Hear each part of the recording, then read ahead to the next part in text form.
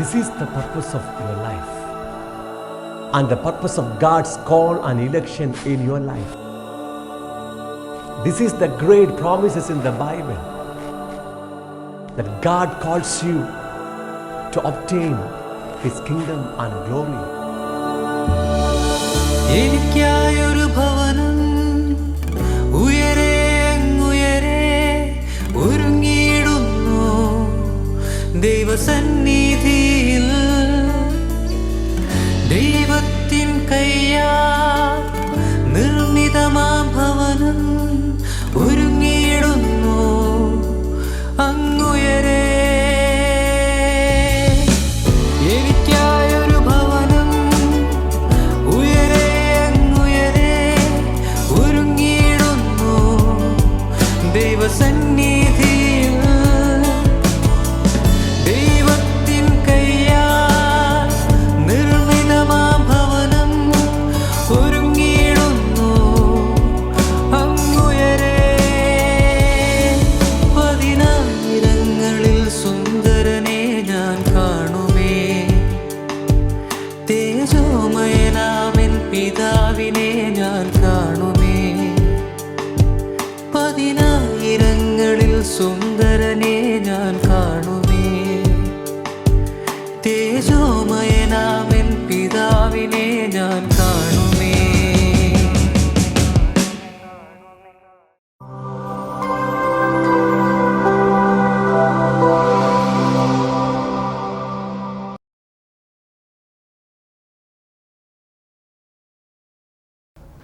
Welcome to Kingdom and Glory of God. ദൈവരാജ്യത്തിലേക്കും അവൻ്റെ തേജസ്സിങ്കിലേക്കും എൻ്റെ എല്ലാ മാന്യ പ്രേക്ഷകർക്കും ഹാർദവമായ സ്വാഗതം. ദൈവം നമ്മെ സൃഷ്ടിച്ചിരിക്കുന്നത് അവൻ്റെ രാജ്യവും തേജസ്സും പ്രാപിക്കുവാൻ വേണ്ടിയാണ്. ദൈവരാജ്യം എന്നാൽ അർത്ഥമെന്താണ്? ദ ഗവൺമെൻറ് ഓഫ് ഗാഡ്, ദൈവത്തിൻ്റെ ഭരണം എന്നർത്ഥം. ദൈവരാജ്യത്തിൻ്റെ വ്യത്യസ്തമായ പ്രത്യക്ഷതകളെക്കുറിച്ച് വിശുദ്ധ വേദപുസ്തകം നമ്മെ പഠിപ്പിക്കുകയാണ്. ഒന്നാമതായി, ദൈവത്തിൻ്റെ രാജ്യം ഒരു വ്യക്തിയിൽ ആരംഭിക്കുന്നു. ഒരുവൻ തൻ്റെ സ്വയത്തിൻ്റെ ഭരണത്തെ നിഷേധിച്ച് യേശുക്രിസ്തുവിൻ്റെ കർത്തൃത്വത്തെ അംഗീകരിച്ച് ദൈവീക ഭരണത്തിങ്കിലേക്ക് മടങ്ങി വരുമ്പോൾ അവൻ ദൈവരാജ്യത്തിലായി, ദൈവരാജ്യം അവനിലുമായി. ഇപ്പോൾ അവൻ തന്നെ ദൈവത്തിൻ്റെ രാജ്യമാണ്. രണ്ടാമതായി, യേശുക്രിസ്തു ഈ ഭൂമിയിലേക്ക് മടങ്ങി വരുമ്പോൾ ഇന്ന് ഭൂമിയിലുള്ള എല്ലാ ഭരണങ്ങൾക്കും അധികാരങ്ങൾക്കും ശക്തികൾക്കും വാഴ്ചകൾക്കും കർത്തൃത്വങ്ങൾക്കും നീക്കം വരുത്തിയിട്ട് രാജ്യം, അതായത് ഭൂമിയുടെ ഭരണം, പിതാവാം ദൈവത്തെ തിരികെ ഏൽപ്പിച്ച് ഈ ഭൂമിയുടെ മുഖച്ഛായ തന്നെ മാറ്റി ഇതിനെ നവീകരിച്ച് 1000 വർഷത്തേക്ക് തൻ്റെ ഭരണം ഭൂമിയിൽ ആരംഭിക്കുമ്പോൾ ദൈവരാജ്യം അക്ഷരികമായി ഈ ഭൂമിയിൽ പ്രത്യക്ഷമാകും. തൻ്റെ 1000 വർഷത്തെ ഭരണത്തിന് ശേഷം വർത്തമാനകാല ആകാശത്തെയും ഭൂമിയെയും നീക്കം ചെയ്ത് ഒരു പുതിയ ഭൂമിയും ആകാശവും സൃഷ്ടിച്ച് ദൈവം താൻ ശില്പിയായി നിർമ്മിച്ചതും സ്ഥിരവുമായിരിക്കുന്ന പുതിയ ജെറുസലേം എന്ന വിശുദ്ധ നഗരം സ്ഥാപിച്ച് ദൈവവും മനുഷ്യനും ഒരുമിച്ച് വാസം ആരംഭിക്കുമ്പോൾ നിത്യരാജ്യം സമ്പൂർണമായി പ്രത്യക്ഷമാകും. ദൈവം നമ്മെ സൃഷ്ടിച്ചിരിക്കുന്നത് അവൻ്റെ തേജസ്സും പ്രാപിക്കുവാൻ വേണ്ടിയാണ്. ദൈവ തേജസ് എന്നാൽ അർത്ഥമെന്താണ്? വിശുദ്ധ വേദപുസ്തക ചരിത്രത്തിൽ ഒരു മനുഷ്യൻ്റെ ഇന്ദ്രിയങ്ങൾക്ക് പ്രാപ്യമായ അളവിൽ ദൈവം തന്നെ തന്നെ വെളിപ്പെടുത്തിയപ്പോൾ ആ ദൈവീക പ്രത്യക്ഷതയ്ക്ക് പറഞ്ഞിരുന്ന പേരാണ് ദൈവ തേജസ്. ദർശനീയവും സ്പർശനീയവും ശ്രവണീയവുമായ ദൈവ സാന്നിധ്യമാണ് ദൈവ തേജസ്. The glory of God means the visible, tangible and the audible presence of God. ദൈവജീവൻ്റെ സമ്പൂർണമായ പ്രകടീകരണമാണ് അവൻ്റെ തേജസ്. ദൈവ തേജസ് എന്ന് പറഞ്ഞാൽ ദൈവം തന്നെയാണ്. ഒരു ദൈവ പൈതലിൻ്റെ യഥാർത്ഥമായ അവകാശവും അനുഗ്രഹവും ഈ ഭൂമിയിലുള്ള യാതൊരു നന്മകളുമല്ല, സ്വർഗത്തിൽ ലഭിക്കുവാനിരിക്കുന്ന സവിശേഷമേറിയ പ്രതിഫലങ്ങളും പുതിയ ജെറുസലേമിൽ പ്രാപിക്കുവാൻ പോകുന്ന മനോഹരമേറിയ പാർപ്പിടങ്ങളും അവൻ്റെ യഥാർത്ഥമായ അവകാശമോ അനുഗ്രഹമോ അല്ല. ഒരു ദൈവ പൈതലിൻ്റെ യഥാർത്ഥമായ അവകാശവും അനുഗ്രഹവും സ്വർഗത്തിലെ പിതാവാം ദൈവമാണ്, അവൻ്റെ തേജസ്സാണ്. വിശുദ്ധ വേദപുസ്തകത്തിലെ മറ്റെല്ലാ ഉപദേശങ്ങളും വെളിപ്പെടുത്തിയിരിക്കുന്നത് ദൈവരാജ്യത്തിൻ്റെയും ദൈവ തേജസ്സിൻ്റെയും വെളിപാടുകളെ അടിസ്ഥാനമാക്കിയാണ്. വീണ്ടും നിങ്ങൾക്കെല്ലാവർക്കും ദൈവരാജ്യത്തിലേക്കും അവൻ്റെ തേജസ്സിങ്കിലേക്കും ഹാർദവമായ സ്വാഗതം. കഴിഞ്ഞ 36 എപ്പിസോഡുകളിലായി നാം പഠിച്ചുകൊണ്ടിരിക്കുന്നത് the importance of the word of God, ദൈവവചനത്തിൻ്റെ പ്രാധാന്യം എന്ന വിഷയത്തെക്കുറിച്ചാണ്. ദൈവവചനത്തിൻ്റെ ഏറ്റവും വലിയ ആവശ്യകതയെക്കുറിച്ച് തിരിച്ചറിയണമെങ്കിൽ മനുഷ്യവർഗത്തിൻ്റെ ഏറ്റവും അടിസ്ഥാനപരമായ പ്രശ്നങ്ങൾ എന്താണെന്ന് നമുക്ക് വ്യക്തമായ ബോധ്യമുണ്ടായിരിക്കണം. മനുഷ്യൻ ദൈവത്തിൻ്റെ നിയമങ്ങൾ ലംഘിച്ച് ദൈവത്തിനെതിരെ പാപം ചെയ്ത് പാപത്തിൻ്റെ ശിക്ഷയായ നിത്യമരണത്തിനായി വിധിക്കപ്പെട്ടിരിക്കുകയാണ്. പിതാവാം ദൈവത്തിൻ്റെ സാന്നിധ്യത്തിൽ നിന്നുള്ള നിത്യമായ വേർപാടും ദൈവജീവൻ അനുഭവിക്കുവാൻ കഴിയാത്ത അവസ്ഥയാണ് നിത്യമായ മരണം. ദൈവജീവൻ്റെ പൂർണ്ണതയായ തേജസ് കൂടാതെ ഒരു മനുഷ്യൻ അപൂർണനാണ്. ദൈവം തൻ്റെ ജീവൻ്റെ പൂർണ്ണതയായ തേജസ്സിനാൽ മനുഷ്യൻ്റെ ആത്മാവിൽ നിറയുന്നില്ലെങ്കിൽ അവൻ ആത്മാവിൽ ദരിദ്രനാണ്. ദൈവം തൻ്റെ ജീവൻ്റെ പൂർണ്ണതയായ തേജസ്സിനാൽ ഒരു മനുഷ്യൻ്റെ പ്രാണനിൽ ഹൃദയത്തിൽ നിറയുന്നില്ലെങ്കിൽ അവൻ്റെ ഹൃദയത്തിൽ തകർച്ചകളുണ്ട്, മുറിവുകളുണ്ട്. ഭയം, ദുഃഖം, നിരാശ തുടങ്ങിയ സകലവിധമായ നിഷേധാത്മക വികാരങ്ങളാൽ അവൻ്റെ ഹൃദയം നിറഞ്ഞിരിക്കും. ദൈവം തൻ്റെ ജീവൻ്റെ പൂർണ്ണതയായ തേജസ്സിനാൽ മനുഷ്യൻ്റെ ശരീരത്തിൽ നിറയുന്നില്ലെങ്കിൽ അവൻ്റെ ശരീരത്തിൽ ദ്രവത്വമുണ്ട്, രോഗമുണ്ട്, മരണമുണ്ട്.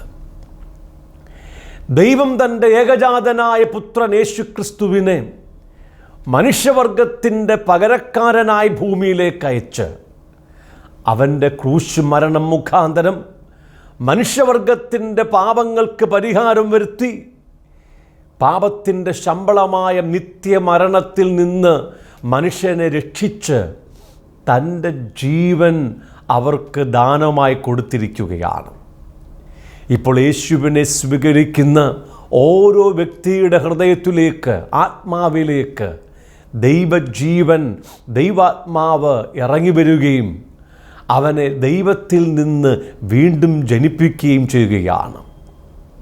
ഇനി ഓരോ നിമിഷവും ജീവൻ്റെ സമൃദ്ധിയിലേക്ക്, ആത്മാവിൻ്റെ സമൃദ്ധിയിലേക്ക് അവന് ഒരു വളർച്ചയുണ്ട്. എങ്ങനെയാണ് ഈ ജീവൻ്റെ സമൃദ്ധിയിലേക്ക് വളരുന്നത്? യേശുക്രിസ്തു പറഞ്ഞു, ഞാൻ നിങ്ങളോട് സംസാരിച്ചിരിക്കുന്ന വചനങ്ങൾ ആത്മാവും ജീവനുമാണ്.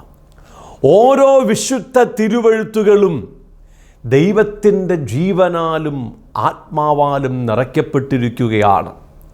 ഈ വചനം ഒരുവൻ്റെ ഹൃദയത്തിലേക്ക് ഇറങ്ങി വരുമ്പോൾ വചനം ജീവനായിത്തീരുന്നു, ആത്മാവായിത്തീരുന്നു. വിശുദ്ധ വേദപുസ്തകം വായിക്കുന്നതും കേൾക്കുന്നതും പഠിപ്പിക്കുന്നതും ജീവനെ പ്രാപിച്ച് ജീവൻ്റെ ആത്മാവിൻ്റെ സമൃദ്ധിയിലേക്ക് വളരുവാൻ വേണ്ടിയാണ്. ഏദൻ തോട്ടത്തിൽ ആദമിൻ്റെ മുമ്പാകെ ജീവൻ നൽകുന്ന വൃക്ഷത്തിൻ്റെ ഫലവും ജ്ഞാനം നൽകുന്ന വൃക്ഷത്തിൻ്റെ ഫലവും ഉണ്ടായിരുന്നു. എന്നാൽ ആദം ജീവനെ ത്യജിച്ച് ജ്ഞാനത്തെ തെരഞ്ഞെടുത്തു. വിശുദ്ധ വേദപുസ്തകം തുറക്കുമ്പോൾ ഇന്നും ആദം ചെയ്ത അതേ പാപം ദൈവത്തിൻ്റെ മക്കൾ ആവർത്തിച്ചു കൊണ്ടിരിക്കുകയാണ്. ഈ പുസ്തകം വായിക്കുന്നതും കേൾക്കുന്നതും പഠിപ്പിക്കുന്നതും ജ്ഞാനം പ്രാപിക്കുവാൻ വേണ്ടിയാണോ അതോ ജീവനെ പ്രാപിക്കുവാൻ വേണ്ടിയാണോ? സദൃശവാക്യങ്ങളുടെ പുസ്തകം 4-ാം അധ്യായം 20-ാം വാക്യം തുടങ്ങിയാണ് നാം പഠനം ആരംഭിച്ചത്. ദൈവത്തിൻ്റെ വചനത്തിന് നാം ഏറെ ശ്രദ്ധ കൊടുക്കണം. യേശു കർത്താവ് പറഞ്ഞു, നിങ്ങൾ കേൾക്കുന്നത് എന്തെന്ന് സൂക്ഷിക്കണം. നാം എന്താണ് കേൾക്കേണ്ടത്? ജീവൻ്റെ സമൃദ്ധിയിലേക്ക്, ആത്മാവിൻ്റെ നിറവിലേക്ക്, ക്രിസ്തു എന്ന് തലയോളം സകലത്തിലും വളർത്തിയെടുക്കുന്ന, ക്രിസ്തുവിൻ്റെ സമ്പൂർണതയായ പ്രായത്തിൻ്റെ അളവ് പ്രാപിക്കുവോളം വളർത്തിയെടുക്കുന്ന, തികഞ്ഞ പുരുഷത്വത്തിലേക്ക് വളർത്തിയെടുക്കുന്ന, ദൈവത്തിൻ്റെ എല്ലാ നിറവോളം നിറഞ്ഞു വരുവാൻ നമ്മെ ഇടയാക്കുന്ന, മനസ്സ് പുതുക്കി രൂപാന്തരപ്പെടുവാൻ സഹായിക്കുന്ന, ആത്മദേഹി ദേഹത്തിൻ്റെ സമ്പൂർണമായ വിശുദ്ധീകരണത്തിങ്കിലേക്ക് നയിക്കുന്ന, പാപത്തിൻ്റെ മീതെ, ജഡത്തിൻ്റെ പ്രവൃത്തികളുടെ മീതെ, ലോകമോഹങ്ങളുടെ മീതെ, പിശാചിൻ്റെ തന്ത്രങ്ങളുടെയും പരീക്ഷകളുടെ മീതെ ജയാളികളാക്കി തീർത്ത് യേശു ക്രിസ്തുവിൻ്റെ സ്വരൂപത്തോട് അനുരൂപമായി രൂപാന്തരപ്പെടുത്തുന്ന ദൈവവചനങ്ങൾക്ക് നാം ഏറെ പ്രാധാന്യം കൊടുക്കണം. എബ്രായർക്ക് എഴുതിയ ലേഖനം 5-ാം അധ്യായം 11-ാം വാക്യം തുടങ്ങി 6-ാം അധ്യായം 2-ാം വാക്യം വരെയുള്ള വേദഭാഗങ്ങൾ പഠിച്ചുകൊണ്ടിരിക്കുകയാണ്. നമ്മുടെ ഇന്ദ്രിയങ്ങൾക്ക് ചില പ്രശ്നങ്ങളുണ്ടെന്ന് 5-ാം അധ്യായം 14-ാം വാക്യത്തിലൂടെ നാം പഠിച്ചു കഴിഞ്ഞു. ലോകത്തിൻ്റെ ഏത് ജ്ഞാനവും സ്വീകരിപ്പാൻ നമ്മുടെ ഇന്ദ്രിയങ്ങൾ ഒരുക്കമാണ്. എന്നാൽ ആത്മീയ ജ്ഞാനം സ്വീകരിക്കുന്നതിൽ നമ്മുടെ ഇന്ദ്രിയങ്ങൾക്ക് പരാജയമുണ്ട്. ആകയാൽ നിരന്തരമായുള്ള ദൈവത്തിൻ്റെ അരുളപ്പാടുകളുടെ, ക്രിസ്തുവിൻ്റെ വചനത്തിൻ്റെ സമ്പൂർണ്ണ പാഠങ്ങളുടെ നിരന്തരമായുള്ള കേൾവിയിലൂടെ, വായനയിലൂടെ, ധ്യാനത്തിലൂടെ, സംഭാഷണത്തിലൂടെ നമ്മുടെ ഇന്ദ്രിയങ്ങൾക്ക് അഭ്യസനം കൊടുത്തെങ്കിൽ മാത്രമേ ക്രിസ്തുവിൻ്റെ പരിജ്ഞാന പൂർത്തിയിലേക്ക്, ക്രിസ്തു എന്ന തലയോളം നമുക്ക് സകലത്തിലും വളരുവാൻ കഴിയുകയുള്ളൂ. 5-ാം അധ്യായത്തിൻ്റെ 12-ാം വാക്യത്തിലൂടെ ദൈവത്തിൻ്റെ അരുളപ്പാടുകൾ എന്താണെന്ന് പഠിച്ചു കഴിഞ്ഞു. ഉൽപ്പത്തി തുടങ്ങി വെളിപാട് വരെയുള്ള 66 പുസ്തകങ്ങളിലൂടെ ഓരോ കാലഘട്ടത്തിലും ജീവിച്ചിരുന്ന ദൈവജനത്തോട് ദൈവം തൻ്റെ അരുളപ്പാടുകൾ നൽകി. അത് നിത്യരാജ്യത്തിൻ്റെ, വരുവാനുള്ള ഭാവി ലോകത്തിൻ്റെ, നിത്യജീവൻ്റെ, നിത്യരക്ഷയുടെ, മരിച്ചവരുടെ ഇടയിൽ നിന്നുള്ള പുനരുത്ഥാനത്തിൻ്റെ, നിത്യ തേജസ്സിൻ്റെ സന്ദേശമാണെന്ന് നമ്മൾ വ്യക്തമായി പഠിച്ചു കഴിഞ്ഞു. ഈ സന്ദേശങ്ങൾ നിരന്തരമായി കേൾക്കുന്നതിലൂടെ, സംസാരിക്കുന്നതിലൂടെ, ധ്യാനിക്കുന്നതിലൂടെയാണ് നമ്മുടെ ഇന്ദ്രിയങ്ങൾക്ക് അഭ്യസനം വരുന്നത്. 5-ാം അധ്യായത്തിൻ്റെ 11-ാം വാക്യം, ഇതിനെക്കുറിച്ച് ഞങ്ങൾക്ക് വളരെ പറവാനുണ്ട്, എങ്കിലും നിങ്ങൾ കേൾപ്പാൻ മാന്യമുള്ളവരായി തീർന്നതുകൊണ്ട് തെളിയിച്ചു തരുവാൻ വിഷമം. തൊട്ട് മുമ്പുള്ള വേദഭാഗങ്ങളിൽ ചില ആത്മീയ സത്യങ്ങളെ വെളിപ്പെടുത്തിയിട്ട് എഴുത്തുകാരൻ പറയുകയാണ്, ഇതിനെക്കുറിച്ച് ഞങ്ങൾക്ക് വളരെ പറവാനുണ്ട്, എങ്കിലും നിങ്ങൾ കേൾപ്പാൻ മാന്യം ഉള്ളവരായി തീർന്നതുകൊണ്ട് തെളിയിച്ചു തരുവാൻ വിഷമം. ദൈവമക്കൾക്ക് ദൈവവചനത്തിൻ്റെ കട്ടിയേറിയ ഭാഗങ്ങൾ അല്ലെങ്കിൽ ക്രിസ്തുവിൻ്റെ പൂർണ്ണതയിലേക്ക് വളർത്തിയെടുക്കുന്ന ശരിയായിരിക്കുന്ന ഉപദേശങ്ങൾ സ്വീകരിപ്പാൻ കഴിയാത്തതിൻ്റെ കാരണം കേൾപ്പാനുള്ള മാന്യമാണ്. യേശുക്രിസ്തുവിങ്കിലേക്ക് വരുമ്പോൾ ദൈവം ഓരോ വ്യക്തികളുടെ ബുദ്ധിയെ തുറന്നു കൊടുക്കുകയാണ്. ആത്മീയ കാര്യങ്ങൾ സ്വീകരിപ്പാൻ ദൈവം ഒന്നാമത് ഓരോ വ്യക്തിയുടെ ബുദ്ധിയെ തുറക്കുന്നു. രണ്ടാമത് ജ്ഞാനത്തിൻ്റെയും വെളിപാടിൻ്റെയും ആത്മാവിനാൽ ബുദ്ധിയെ പ്രകാശിപ്പിക്കുന്നു, ഹൃദയത്തിൻ്റെ ദൃഷ്ടിയെ പ്രകാശിപ്പിക്കുന്നു. ആത്മീയ വിഷയങ്ങളെക്കുറിച്ചുള്ള ഒരു പ്രകാശനം ദൈവം ഒരു വ്യക്തിക്ക് കൊടുക്കുകയാണ്. അതുകൊണ്ടാണ് അവൻ ദൈവത്തിങ്കിലേക്ക് വന്ന് നിത്യജീവൻ പ്രാപിക്കുവാൻ, നിത്യരക്ഷ പ്രാപിക്കുവാൻ, നിത്യരാജ്യം പ്രാപിക്കുവാൻ യേശുവിനെ സ്വീകരിച്ചിരിക്കുന്നത്. ഇനി അവൻ്റെ ഇന്ദ്രിയങ്ങൾക്ക് തുടർമാനമായ അഭ്യസനം വരണം. വലുതും വിശാലവുമായ ആഴത്തിലുള്ള ആത്മീയ മർമ്മങ്ങൾ സ്വീകരിച്ച് പരിജ്ഞാന പൂർത്തിയിലേക്ക് വളരേണ്ടതിന് അവൻ്റെ ഇന്ദ്രിയങ്ങൾക്ക് തുടർമാനമായിരിക്കുന്ന അഭ്യസനം വേണം. അതിന് കട്ടിയേറിയ ആഹാരം, അതായത് ദൈവത്തിൻ്റെ അരുളപ്പാടുകളുടെ സമ്പൂർണ്ണ പാഠങ്ങൾ, ക്രിസ്തുവിൻ്റെ ഉപദേശത്തിൻ്റെ സമ്പൂർണ്ണമായ പാഠങ്ങൾ അവൻ ആവശ്യമാണ്. അത് നിരന്തരമായി കേൾക്കുന്നില്ലെങ്കിൽ അവൻ കേൾക്കുന്ന കാര്യത്തിൽ മന്ദതയുള്ളവനായിത്തീരും. 2-ാം അധ്യായത്തിൻ്റെ 1-ാം വാക്യം ഞാൻ നിങ്ങളെ വായിച്ചു കേൾപ്പിക്കാം. അതുകൊണ്ട് നാം വല്ലപ്പോഴും ഒഴുകിപ്പോകാതിരിക്കേണ്ടതിന് കേട്ടത് അധികം ശ്രദ്ധയോടെ കരുതിക്കൊള്ളുവാൻ ആവശ്യമാകുന്നു.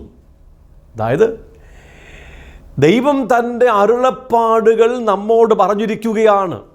1-ാം അധ്യായത്തിൻ്റെ 1-ഉം 2-ഉം വാക്യങ്ങളിലൂടെ ഉൽപ്പത്തി തുടങ്ങി മലാഖി വരെയുള്ളതും മത്തായി തുടങ്ങി യോഹന്നാൻ വരെയുള്ളതുമായ ദൈവത്തിൻ്റെ സന്ദേശം, അതായത് നിത്യരാജ്യത്തിൻ്റെ, നിത്യജീവൻ്റെ സന്ദേശം നാം കേട്ടുകഴിഞ്ഞു.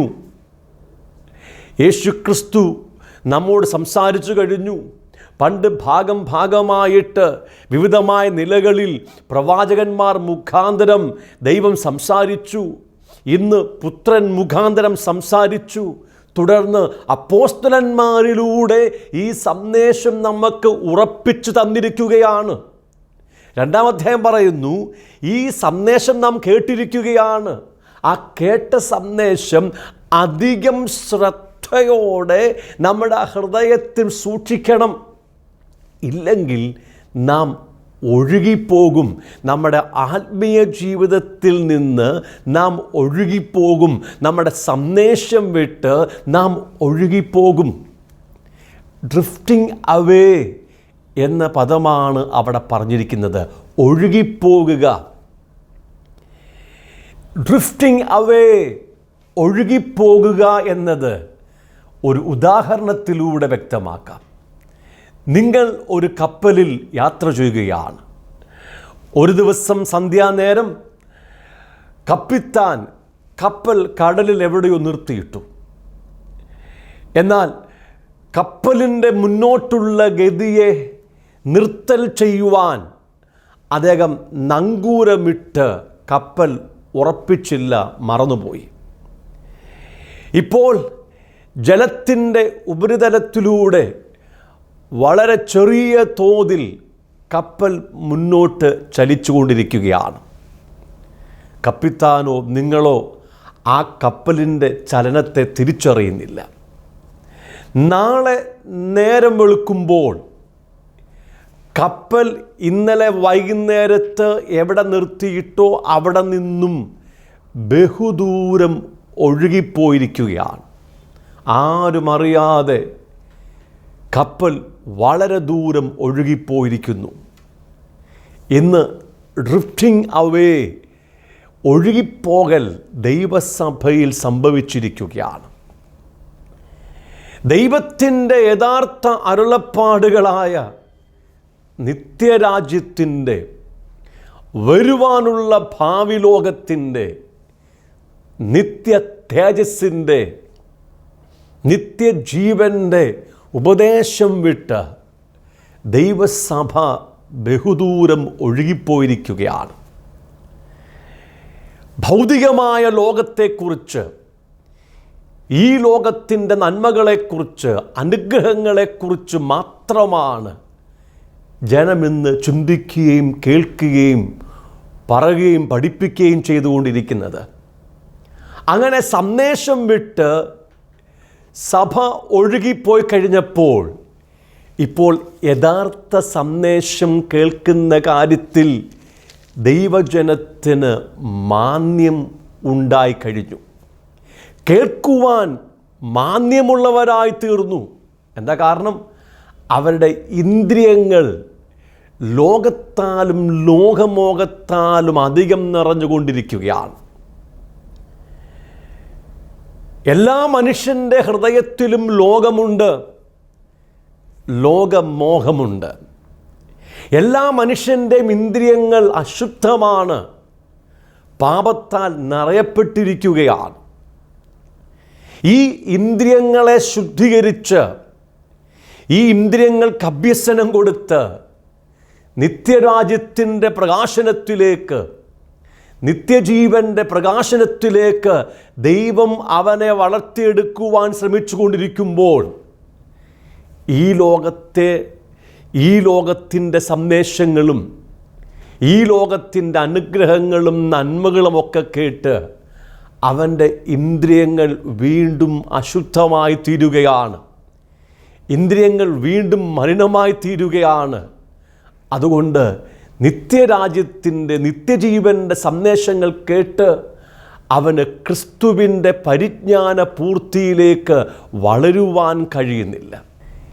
ഈ അവസ്ഥയിൽ ഒരു വിശ്വാസി മുന്നോട്ട് തുടർന്നാൽ പത്രോസിൻ്റെ ലേഖനത്തിൽ പറഞ്ഞിരിക്കുന്നത് പോലെ അവൻ കുരുടനായിത്തീരും.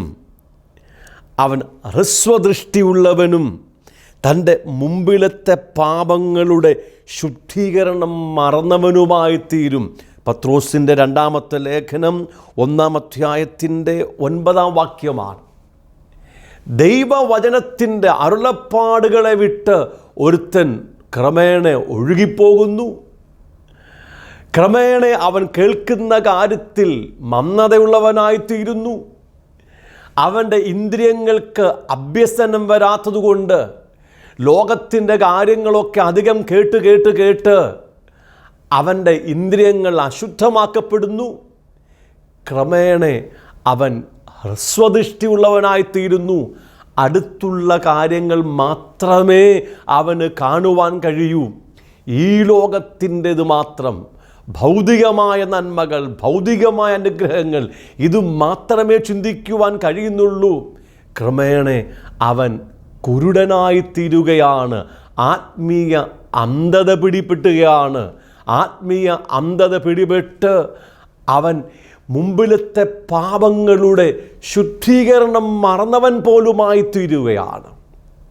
പ്രിയമുള്ളവരെ, ദൈവം നമ്മെ വിളിച്ചിരിക്കുന്നത്, വിശുദ്ധ വേദപുസ്തകത്തിലൂടെ ദൈവം നമ്മോട് സംസാരിച്ചു കൊണ്ടിരിക്കുന്നത് നിത്യരാജ്യത്തെക്കുറിച്ചാണ്, നിത്യജീവനെക്കുറിച്ചാണ്, നിത്യ തേജസ്സിനെക്കുറിച്ചാണ്. യേശുക്രിസ്തുവിൻ്റെ സ്വരൂപത്തോട് അനുരൂപരായി തീരുവാൻ വേണ്ടിയാണ് ദൈവം നിങ്ങളെ ഈ ലോകത്തിൽ നിന്നും തിരഞ്ഞെടുത്തിരിക്കുന്നത്. ആ പ്രത്യാശയിൽ വളരണമെങ്കിൽ, ക്രിസ്തുവിൻ്റെ പൂർണ്ണതയിലേക്ക് വളരണമെങ്കിൽ നമുക്ക് ദൈവത്തിൻ്റെ അരുളപ്പാടുകളുടെ സമ്പൂർണമായ ഉപദേശങ്ങൾ ആവശ്യമാണ്. ക്രിസ്തുവിൻ്റെ വചനത്തിൻ്റെ പഠിപ്പിക്കലുകളുടെ സമ്പൂർണമായ പാഠങ്ങൾ ആവശ്യമാണ്. ഇതാണ് കട്ടിയേറിയ ആഹാരം. അത് ലഭിച്ചെങ്കിൽ മാത്രമേ നമ്മുടെ ഇന്ദ്രിയങ്ങൾക്ക് അഭ്യസനം വന്ന് നാം ക്രിസ്തുവിൻ്റെ പ്രായ തികവിലേക്ക് വളരുകയുള്ളൂ. കിങ്ഡം ആൻഡ് ഗ്ലോറി മിനിസ്ട്രീസിൻ്റെ ആഫ്രിക്കൻ മിഷനിലേക്ക് എൻ്റെ എല്ലാ മാന്യപ്രേക്ഷകർക്കും ഹാർദവമായ സ്വാഗതം. ആഫ്രിക്കയുടെ മിക്ക രാജ്യങ്ങളിലും തുടരുന്ന ആഭ്യന്തര യുദ്ധങ്ങളിൽ നിന്നും അഭയാർത്ഥികളായി യുഗാണ്ടയിൽ ജീവിക്കുന്ന 40 ലക്ഷത്തിലധികം വരുന്ന ജനങ്ങളുടെ മധ്യത്തിലാണ് നമ്മുടെ പ്രവർത്തനങ്ങൾ ഇപ്പോൾ നടന്നുകൊണ്ടിരിക്കുന്നത്.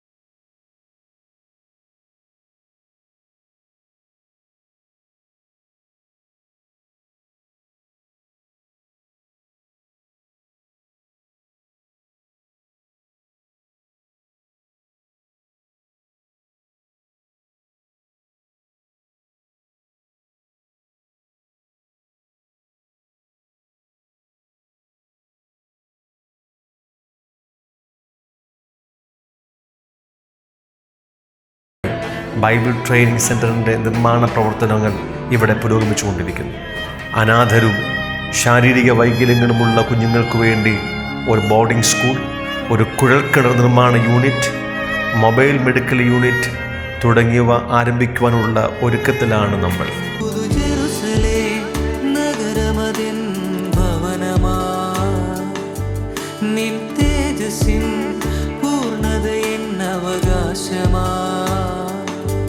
പുതു ജെറുസലേം